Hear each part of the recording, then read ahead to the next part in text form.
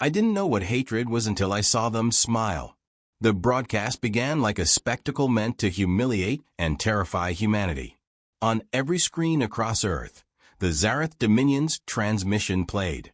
Their sleek insectoid figures crowded around a platform. They had captured a human child. He couldn't have been more than 8 years old. He wore a tattered t-shirt and sneakers that had seen better days. His face was smeared with dirt, but his eyes still burned with a mix of defiance and fear. The Zareth announcer chittered in their guttural language before the translation overlay crackled through. Observe the consequences of resistance. They didn't just execute him, they made it a performance. A mock trial, laughter in their alien tongue, and then a public spectacle when the child's life was cut short. The Zareth cheered, their mandibles clicking in triumph. It wasn't just an attack on humanity. It was a declaration, a challenge to everything humans held sacred. What the Zareth didn't know was that they had crossed a line so primal it was universal. They didn't understand that Earth had a word for what they had done: unforgivable.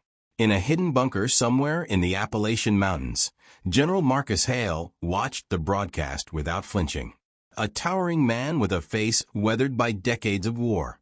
He had seen horrors most would never imagine. Yet even he felt the sting of rage clawing at his chest. Beside him, Lieutenant Jackson muttered, "They really think we're just going to take this?" Hale didn't respond immediately. His steel-gray eyes remained fixed on the screen until the broadcast ended. Then, in a voice as cold as a winter wind, he said, "No, Lieutenant. We're not going to take this. They wanted a response? They'll get one." Earth had been resisting the Zareth occupation for years, fighting a desperate guerrilla war against an enemy technologically superior in every way. The Zareth had swept through human defenses during the initial invasion, their plasma weaponry and impenetrable shielding rendering most Earth militaries obsolete. Humanity had been forced underground, clinging to survival while the aliens plundered Earth's resources. But humans had one thing the Zareth couldn't quantify: an unrelenting capacity for revenge. Within hours of the broadcast, underground resistance cells lit up with activity. Orders were passed through encoded signals, weapons caches unlocked, and decades of buried hatred unleashed. This wasn't about survival anymore. It was about annihilation. On board the Zareth mothership hovering ominously over what was once Paris, Commander Chirac reviewed the data pouring in from Earth. His spindly limbs tapped rhythmically against a glowing console as he observed the usual patterns of human defiance: minor skirmishes, sabotage attempts, and futile propaganda broadcasts. He clicked his mandibles in amusement. "Humans are a stubborn species, but ultimately weak," he said to his lieutenant. Kaka bowed his elongated head. "Their population dwindles, their infrastructure crumbles. Soon, resistance will be impossible." Chirac was about to respond when a sharp alarm cut through the air, and the lights in the command chamber flickered. A junior officer stumbled forward, his exoskeleton vibrating in panic. "Commander, there is unusual activity. Human forces have begun coordinated strikes against multiple Dominion outposts." Kaka hissed. "And their attacks, they are succeeding." The first blow came in a place the Zareth didn't expect: orbit. For years, humanity had been stockpiling a secret arsenal in derelict satellites disguised as space debris. It wasn't much by Zareth standards, but it didn't need to be. The satellites weren't firing weapons. They were carrying EMP bursts. At precisely 0300 hours GMT, hundreds of devices activated simultaneously, bathing the Zareth fleet in waves of electromagnetic disruption. Their shields flickered, their communications scrambled, and for a critical window of time, their technological superiority was gone. On the ground, this was the signal humanity had been waiting for. Across the globe, resistance fighters launched attacks on Zareth outposts with ruthless precision.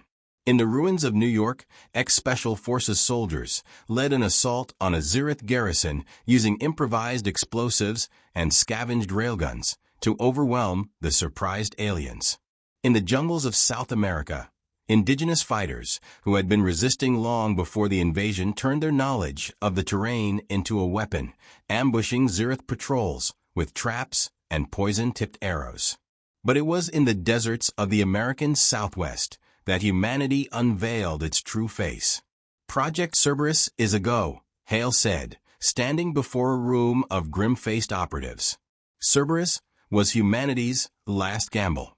Years ago, when the Zirith first landed, a group of engineers and scientists had begun experimenting with reverse engineering captured alien technology. They didn't have the resources to match the Zirith weapon for weapon, but they didn't need to. Cerberus wasn't a weapon in the traditional sense. It was a virus, digital and biological. Hale watched as a team of operatives loaded a sleek black drone into its launch bay. "This isn't just for the boy," one of them muttered. "It's for everyone," Hale replied. The drone soared into the night sky. Its engines whisper quiet. Its target, the Paris mothership. Chirac was furious. Reports of human victories were flooding in, and now his command ship systems were behaving erratically. "Find the source of this disruption," he roared, his mandibles flaring wide. But it was too late. The drone had already breached the ship's defenses, its payload deploying into the central system. The Cerberus virus spread like wildfire, corrupting the Zirith network. The ship's automated defenses turned on its own crew. Plasma turrets firing indiscriminately. Doors sealed and unsealed at random, trapping soldiers and crushing airlocks. Chirac stared at his malfunctioning console in disbelief. "What have they done?" he growled. "They've adapted," a voice replied. It wasn't a Zirith voice, it was human. A pre-recorded message embedded in the virus itself. Chirac's black, multifaceted eyes narrowed as the voice continued. "We're not just fighting back. We're taking you down. You started this war, but we're going to end it." As chaos consumed the mothership, humanity's forces pushed harder on the ground, striking with a unity and ferocity that shocked even the most battle-hardened Zirith. It wasn't just war anymore, it was vengeance. And vengeance, the Zirith were learning, was a human specialty. The mothership's lights flickered violently as Cerberus continued its rampage. On board, chaos unfolded with every passing second. Automated turrets swiveled unpredictably, firing bursts of plasma at anything that moved, friend or foe. Entire sections of the ship were plunged into darkness as the virus severed critical power lines. The Ziritha's screams echoed through the metallic corridors, their clicking language replaced by raw panic. On Earth, General Hale stood in the command bunker, watching the live feed from the drone's onboard camera. His team of analysts monitored Cerberus's progress as it infiltrated deeper into the Zirith systems. Hale's eyes never left the screen. "Status update," he barked. A technician glanced at her console. "The virus is reaching the command deck. Within 2 minutes, it'll fully override their mainframe." "Good," Hale said, his voice firm. "Begin Phase 2. Phase 2 wasn't just about disabling the Zirith. It was about making a statement. A message sent in fire and fury."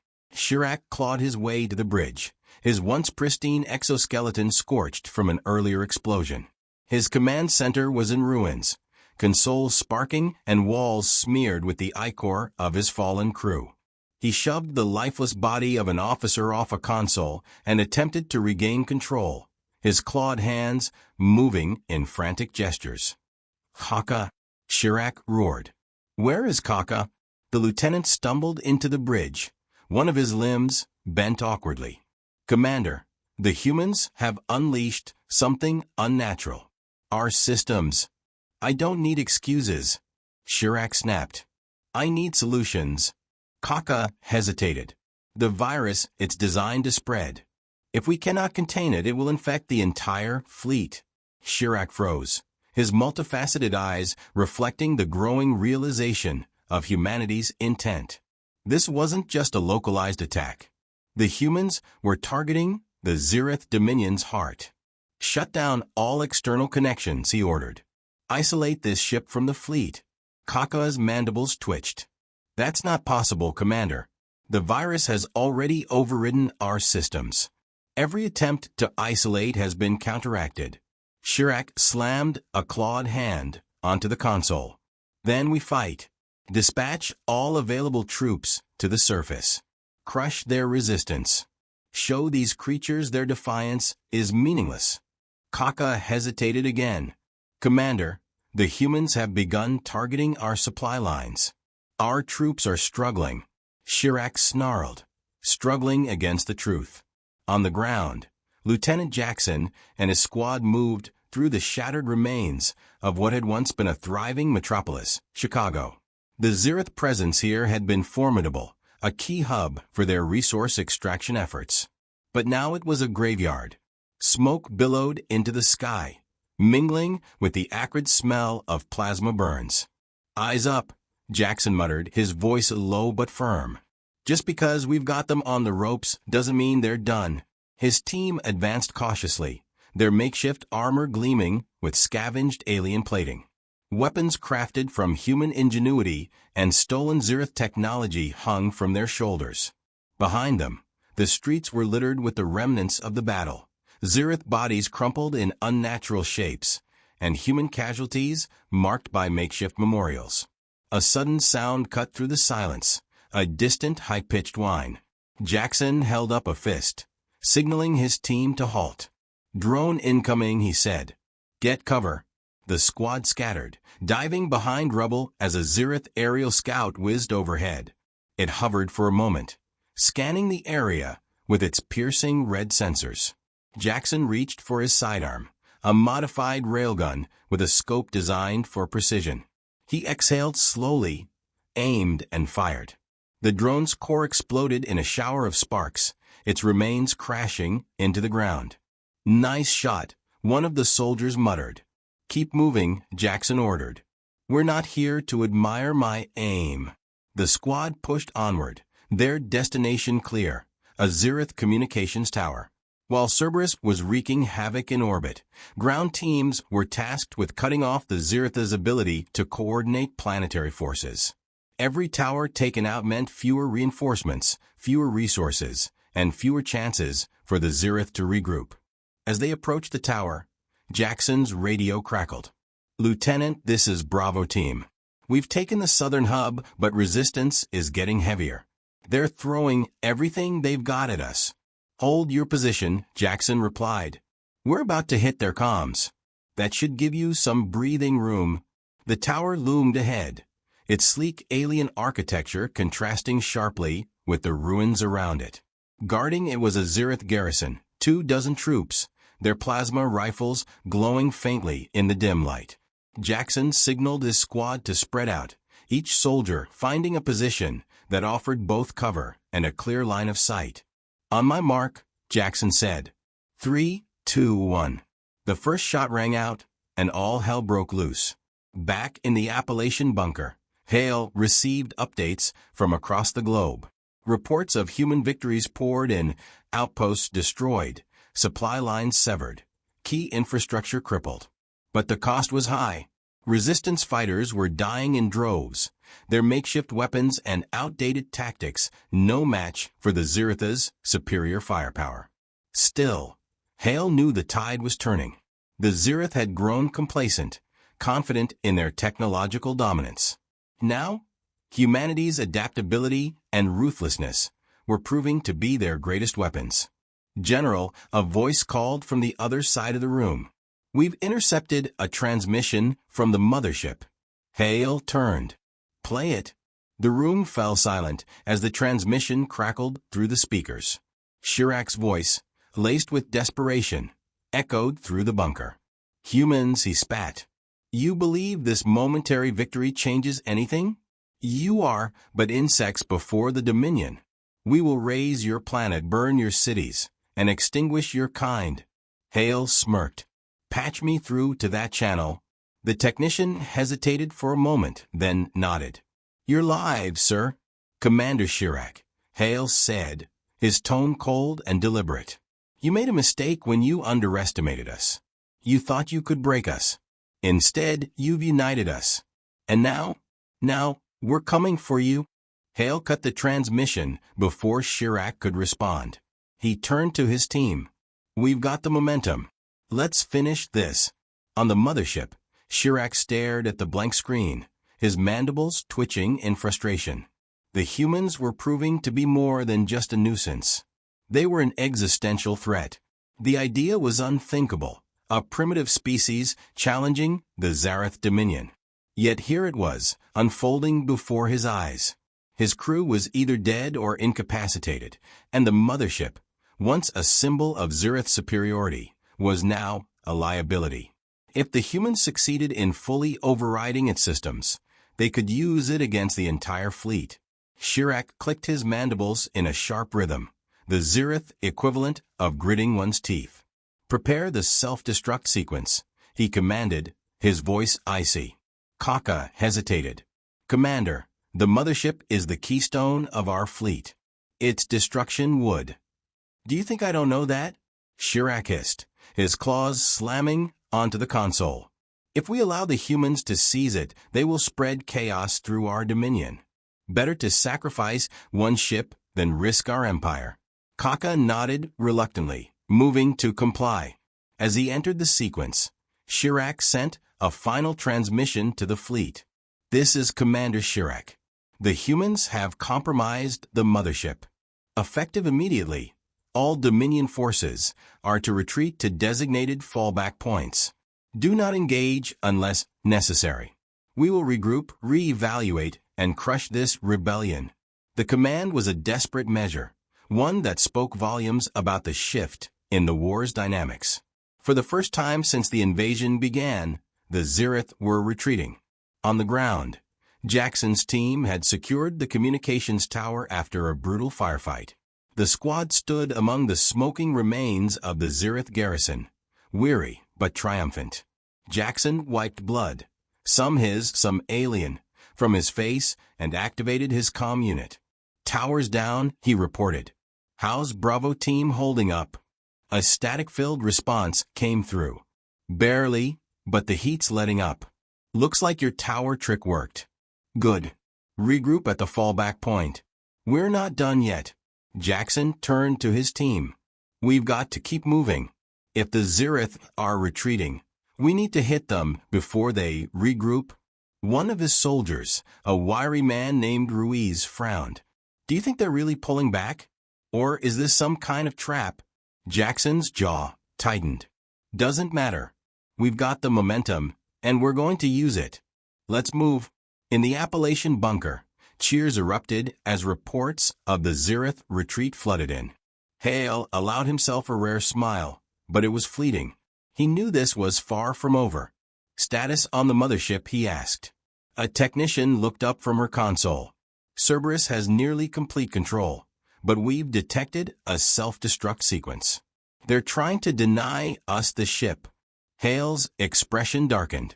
"Can we stop it?" "We're trying, sir, but their systems are heavily encrypted.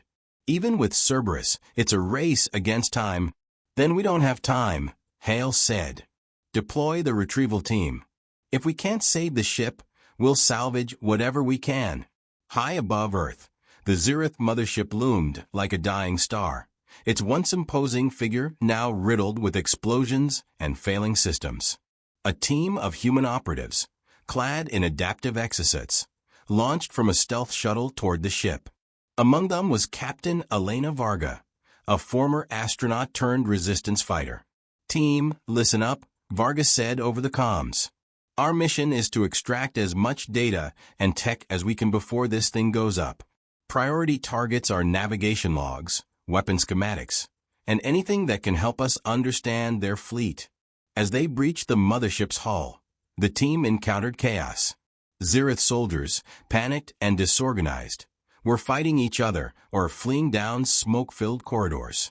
The humans moved with precision, neutralizing threats and downloading critical data from the ship systems. In the central control room, Varga connected her data pack to the mainframe. "Cerberus is doing most of the work," she said, her fingers flying over the console. "But this self-destruct sequence is locked tight. I'm prioritizing the logs." Her second-in-command, a burly man named Harris, stood guard. How much time do we have? Varga glanced at the countdown on her HUD. Not enough. Let's move.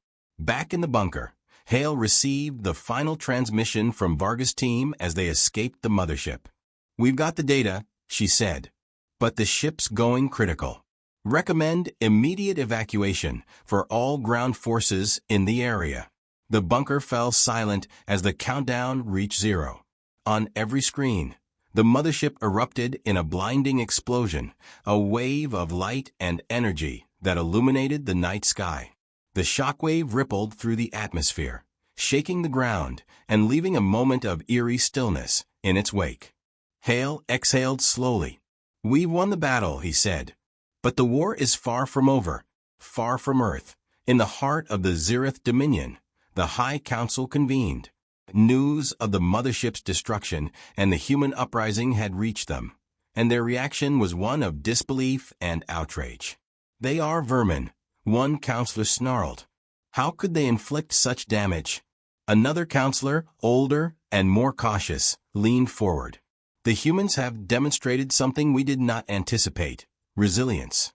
If we are not careful, this rebellion could spread to other occupied worlds." The Supreme Overseer, a towering figure with a crystalline crown, spoke with measured authority. "Then we must adapt.